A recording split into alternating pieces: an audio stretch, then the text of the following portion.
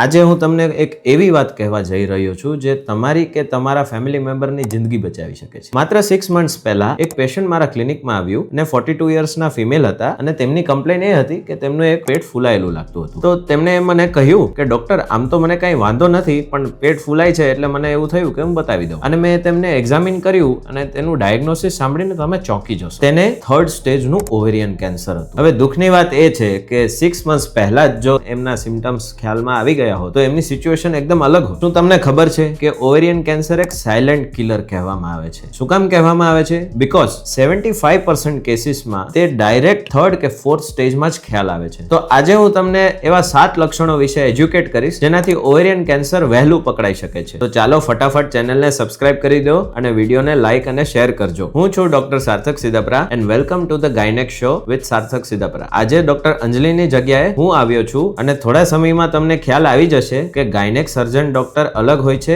અને મારી specialisation gynaec surgeon and laparoscopic સર્જન છે. ખેર, આગળ વધીએ. ઓવેરિયન કેન્સરનું સૌથી પ્રથમ લક્ષણ જે દરેક મહિલાએ ગંભીરતાથી લેવું જોઈએ એ છે પેટમાં સતત ભારે ભારે લાગવું અને બ્લોટિંગ થવું. તો તમે કહેશો કે ડોક્ટર આ તો સામાન્ય ગેસની તકલીફ હોય એવું લાગે છે. હા, તમે સાચા છો, ગેસની તકલીફમાં પણ આવું જ થાય છે. પણ સામાન્ય ગેસ હોય એમાં ભારીપણું 1-2 દિવસમાં સરખું થઈ જાય છે. ઘણીવાર એવું બી થતું હોય છે કે પેશન્ટને એવું લાગે વજન વધતો જાય છે અને માત્ર પેટનો જ ભાગ વધે છે. તો આવા કેસમાં ખાસ નિદાન કરાવી લેવું જોઈએ કારણ કે આ એક વોર્નિંગ સાઇન હોઈ શકે છે. ઓવેરિયન કેન્સરમાં પેટમાં પાણી ભરાય છે જેને અસાઇટિસ કહેવામાં આવે છે અને તે ક્લિનિકલ એક્ઝામિનેશન અથવા સોનોગ્રાફી વગર ખબર નથી પડતી અને આને લીધે પેટ ફૂલેલું લાગે છે. બીજો મહત્વપૂર્ણ લક્ષણ છે પેડુના ભાગમાં સતત દુખાવો રહેવો. હવે આ દુખાવો કેવો હોય છે? તે અતિશય પીડા નથી હોતી કે તમારે આમ ઇમરજન્સીમાં હોસ્પિટલ જ જવું પડે. ના, આ એક બહુ ધીમો અને હળવો દુખાવો હોય છે જે સતત ચાલુ રહે છે. મોટા ભાગની મહિલાઓ આને પીરિયડ ક્રેમ્પ્સની સાથે કન્ફ્યુઝ કરે છે. પરંતુ જો તમને પીરિયડના સમય સિવાયના અન્ય સમય પણ આ દુખાવો રહે છે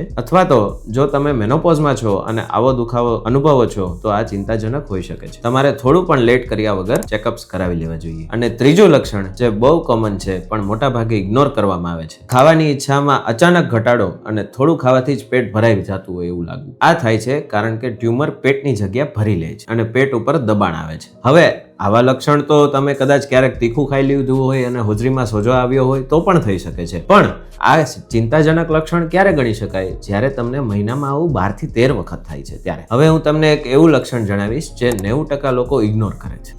ફોર્થ સિમ્ટમ છે બાથરૂમની આદતોમાં અચાનક બદલાવ થવો. મારો મતલબ છે જો તમને વારંવાર પેશાબ લાગવાની તકલીફ થાય છે અથવા કબજિયાત અને ડાયરિયા વારંવાર વારાફરતી થતા રહે છે તો આ એક વોર્નિંગ સાઇન હોઈ શકે છે. હવે તમે કહેશો કે આવું તો પેશાબમાં રસી થઈ જાય તો પણ થાય છે. Yes, agreed. પણ જો યુરિન ટેસ્ટ નોર્મલ આવે છે અને રસીનો રિપોર્ટ નથી આવતો અને પરસિસ્ટન્ટલી મતલબ સતત તમને આવું પ્રોબ્લેમ રહ્યા કરે છે તો ટ્યુમરનો ભાગ પેશાબની કોથળી પર દબાણ કરતો હોય ત્યારે પણ આવું થઈ શકે છે. અને હવે 5th લક્ષણ અચાનક વજન ઘટવું. જો તમે ડાયટ અને એક્સરસાઇઝ કર્યા વગર 2 થી 3 મહિનાના ગાળામાં જ more than 10% વેઇટ લોસ કરી ચૂક્યા છો તો આ પણ એક રેડ ફ્લેગ સાઇન છે. કેન્સરના કોષો શરીરની એનર્જી કન્ઝ્યુમ કરી લે છે જેથી વજનમાં અનઇન્ટેન્શનલ ઘટાડો થતો જાય છે. તમારું શરીર તમને સિગ્નલ તો આપે છે, તમારે સાંભળવાની જ જરૂર છે. 6th સિમ્ટમ છે સતત થાક લાગવો અને લો એનર્જી. પણ થાક તો બધાને લાગે તો કેમ ખબર પડે કે આ થાક કંઈક અલગ છે? તો આ એવો થાક છે જેમાં આરામ કર્યા છતાં બી તમને એનર્જી ફીલ થતી નથી. સવારે ઉઠો તો જાણે કે એમ લાગે કે આખી રાત મહેનત જ કરી છે.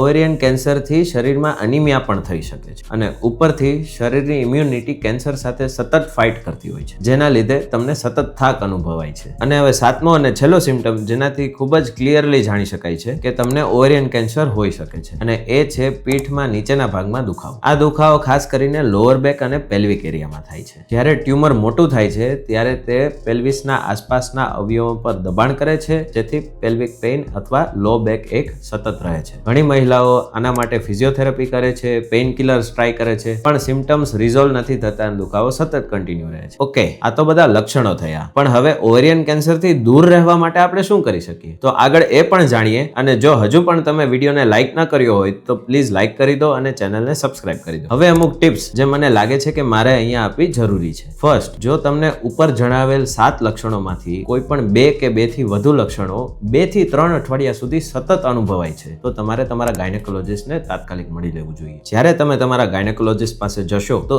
તે તમને એક્ઝામિન કરશે અને જરૂર પડશે તો CA-125 અને સોનોગ્રાફી, ટ્રાન્સવેજાઇનલ સોનોગ્રાફી, આ 2 ટેસ્ટથી નિદાન કરવાની કોશિશ કરશે. હવે આપણે જાણીએ કે ઓવેરિયન કેન્સર થવાના શું શું રિસ્ક ફેક્ટર્સ છે. જો તમારા પરિવારમાં તમારા મધર, સિસ્ટર અથવા આંટને ઓવેરિયન કેન્સર થયું હોય તો તમારે ઓવેરિયન કેન્સરનો રિસ્ક વધારે છે. જો તમે ક્યારેય પ્રેગ્નન્ટ ન થયા હોય અથવા તમારી ફર્સ્ટ પ્રેગ્નન્સી 35 યર્સ પછી રહેલી હોય તો તમારું રિસ્ક ફેક્ટર થોડું વધારે છે. એન્ડોમેટ્રિયોસિસ ધરાવતી મહિલાઓને પણ થોડું રિસ્ક ફેક્ટર વધારે હોય છે. અને વેરી ઇમ્પોર્ટન્ટલી, જો કોઈ મહિલા હેબિચ્યુઅલી સ્મોકર હોય અથવા પેસિવ સ્મોકિંગને એક્સપોઝ થતી હોય તો એને પણ રિસ્ક ફેક્ટર વધારે હોય છે. નાઉ ધ ગુડ ન્યૂઝ ઇઝ કે જે મહિલાને 2 થી વધારે પ્રેગ્નન્સી રહેલ હોય અને બ્રેસ્ટ ફીડિંગ કરાવ્યું હોય અથવા ઓરલ કોન્ટ્રાસેપ્ટિવ પિલ્સનો રેગ્યુલર યુઝેજ કરતા હોય તે લોકોને ઓવેરિયન કેન્સરનો રિસ્ક ઘટી જાય છે. શું આપણી પાસે કોઈ એવો ઉપાય છે કે જેનાથી આપણે ઓવેરિયન કેન્સરને પ્રિવેન્ટ કરી શકીએ? હવે હું તમને ઓનેસ્ટલી કહું ને તો ઓવેરિયન કેન્સરને 100% પ્રિવેન્ટ કરવા માટે આપણી પાસે કોઈ જ રસ્તો નથી. પરંતુ તમે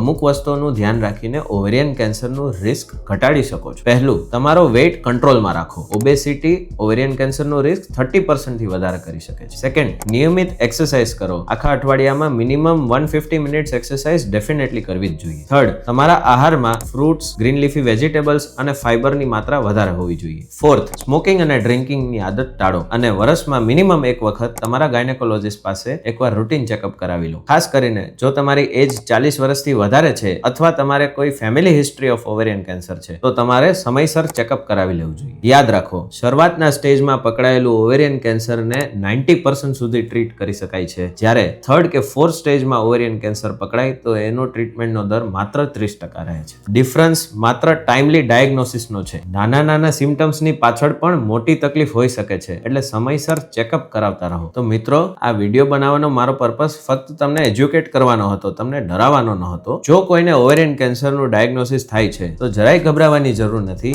મેડિકલ સાયન્સ હવે ખૂબ એડવાન્સ થયું છે. આપણી પાસે laparoscopic surgery, robotic surgery, immunotherapy, targeted therapy, ઘણા બધા એડવાન્સ ઓપ્શન્સ છે, એટલે ગભરાશો નહીં. કોઈ પણ નિદાન આવું થાય છે અથવા આવા લક્ષણો જણાય છે તો જરૂરથી કોઈ એક્સપર્ટ ડોક્ટરને કન્સલ્ટ કરો. તમારું સોલ્યુશન બધું જ થઈ જશે. આ પ્રકારના વિડીયોઝ હું લાવતો રહીશ, તો આ ચેનલને સબસ્ક્રાઇબ કરી લો અને બની શકે એટલા તમારા ફ્રેન્ડ્સને આ વિડીયો શેર કરો. મળીશું નેક્સ્ટ વિડીયોમાં એક નવા મહત્વપૂર્ણ વિષય સાથે. ત્યાં સુધી તંદુરસ્ત રહો, સેફ રહો.